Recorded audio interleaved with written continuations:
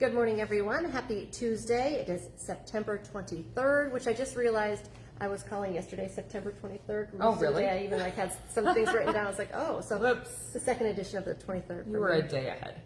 All right, Lisa, Lydia, thanks for joining us live for this Facebook Live. Of course, it stays on your feed throughout the day, so you can watch it whenever it works best for you.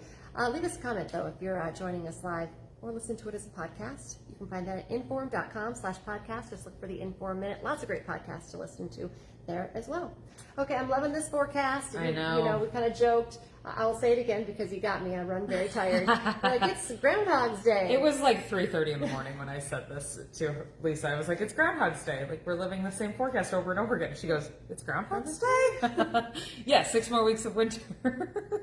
Once you said it, I was like, oh, yeah, I know that's in the winter. That doesn't make sense. Yeah. But the reasoning is for repeating the forecast. Like the movie Groundhog's Day where they wake up and it's the same day over and over again. That's basically the forecast that we have. We're just stuck, with sunshine and light winds and temps in the 70s to near 80. If there's any forecast to be stuck with, I agree. This is a pretty good one. This is the one. We do have fog out there yesterday morning, a little this morning, and then again tomorrow morning. I think tomorrow morning, a little bit of a bigger threat, if you will, just more widespread, a little more dense. I'll be tracking it for you on First News. I'll have visibility updates for you before you head out the door. But early heads up that we're likely to be soupy to start your Wednesday. And then we keep doing this. Sunshine today and tomorrow and Thursday and Friday, and temperatures in the 70s to about 80 degrees. It's running about 10 to 15 degrees above average for this time of year. My one shakeup is Friday. There's a little bit of a cold front sneaking its way through. It's a dry cold front, though. I don't see any moisture with it. It might bring in a little more cloud cover, and it will bring some wind, so that's a little bit of a different feel for your Friday. Wind starts out of the southeast and then flips around to the northwest as that line pushes through. Once you get the northwest turn, your wind is going to pick up a touch.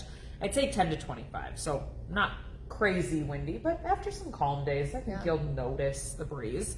NDSU homecoming parade is Friday evening, and we're going to be a little bit on the breezy side, but still sunny and near 80. So I mean, hard to complain about. Not too shabby. Yeah, just deal with a little wind. Saturday, then, when we're on the other side of the cold front, we'll be a little cooler. We'll wake up in the upper 40s and end up in the low 70s. Still sunny. Not too much for wind. It kind of backs down for Saturday, so you're still good to go for any of your outdoor plans. We're still in the thick of wedding season, so any nuptials outdoors on Saturday should be just fine. Let's see, next week I have partly cloudy skies, temps in the 70s, more mid 70s instead of so close to 80, but still very nice. And I have a chance of rain next Wednesday, which is the first day of October. I can't believe that. Oh, a week and a day away. Yeah, that's crazy. But that goes to show you how long it is until I really have a good rain chance in our forecast. We were thinking Monday, I pushed it back to Wednesday, just think it's delayed a little bit more. Either way, it's still not a great chance. So some really good dry weather for your weddings, your homecomings, your pumpkin patches, family pictures, whatever you got going on outside for the next 10-ish days. Kind of stuck. A good place to be stuck, but also that's why I don't feel like it's the end of September. I know. It's so nice. I know. I did finally decorate for fall because I was like, it needs to happen. Yep. I still had a little cute summer sign on my front door, and I was like, okay, we're done. It's not summer anymore. I love this weather, but it's time for some fall decor. Yeah. We're stuck in what's called an omega block. I've got a full explainer on my Facebook page if you want to look that up and kind of read more about it, but that's what's going on. I had a couple people come up to me yesterday and say, "What?" I look at the 10-day forecast and it's sun. Like, is it a mistake? What's going on? The jet stream's basically stuck in this pattern. We're stuck with high pressure. It takes a week to ish, I would say, to kind of shake things loose. So we're just going to be sitting pretty. I would say it started back on Sunday. So Sunday, Monday, Tuesday, Wednesday, Thursday, right? Several days that we're just kind of stuck. That's what's going on. There is a reason to this pattern that we're in right now. Okay, I like it. No complaints for me. Yeah, same. Thank you, Lydia. To your news headlines now. A former Minnesota State Senator who made headlines after a dramatic arrest will learn her fate today. Nicole Mitchell's sentencing comes as her legal team is still fighting the conviction. We've been following this story here at WDAY for you since April of 2024, when Nicole Mitchell was arrested after breaking into her stepmother's Detroit Lakes home. In July, she was convicted of burglary and possession of burglary tools. She resigned from the Minnesota Senate shortly after. Last week, her attorneys asked the judge to reduce the felony to a misdemeanor and to let her serve half of the one-year mandatory jail term on supervised release, with the other half stayed. The defense argues it's unfair to label her as a felon for life. Of Of course, we'll continue tracking that story for you, and we'll have updates on our newscast here this evening on WDAY. Grand Forks police officers are asking for your help right now after a woman's body was pulled from the Red River. Several people reported seeing the body floating near Riverside Park, just north of the Kennedy Bridge, right around 12:30 Monday afternoon. The body was recovered near the North Boat Landing. Investigators are calling the death suspicious, but they're also saying there's no indication of foul play. If you have any information, you're asked to call Grand Forks Police. Today, you can learn more about the future of Fargo's Downtown Engagement Center. The City Commission has already voted to move the center out of downtown. The current location is on 4th Street inside the old police headquarters. City leaders are now considering 3 new sites: the old Fargo Brewing Building on North University, a vacant property just west of there, and then another empty building just a block west of Brew Halla. All options.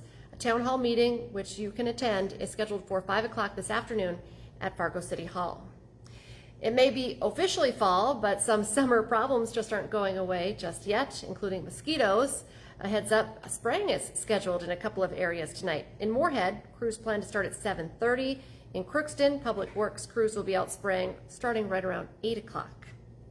This morning, President Trump will address world leaders at the United Nations General Assembly, a big story. He's expected to criticize globalist institutions and tout his foreign policy record, while also speaking on the wars in Ukraine and Gaza. It comes as France and other key allies formally recognize a Palestinian state, a move opposed by both President Trump and the Israeli Prime Minister.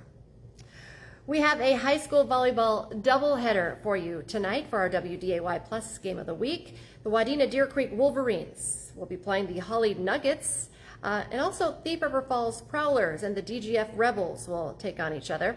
You can watch both matches on WDAY Plus. They both start at 7:30.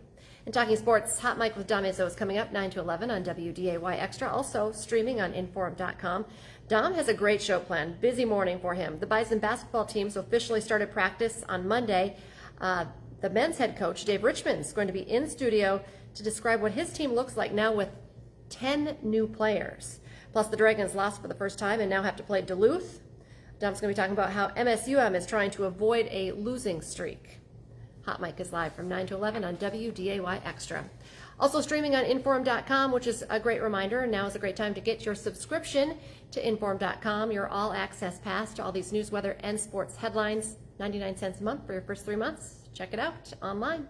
And join us for our next newscast. It's coming up at 11 this morning, and then we have you covered this afternoon starting at 4, 5, 6, 9, and 10. And First News will be back tomorrow morning from 5 to 7. Have a great day, everyone.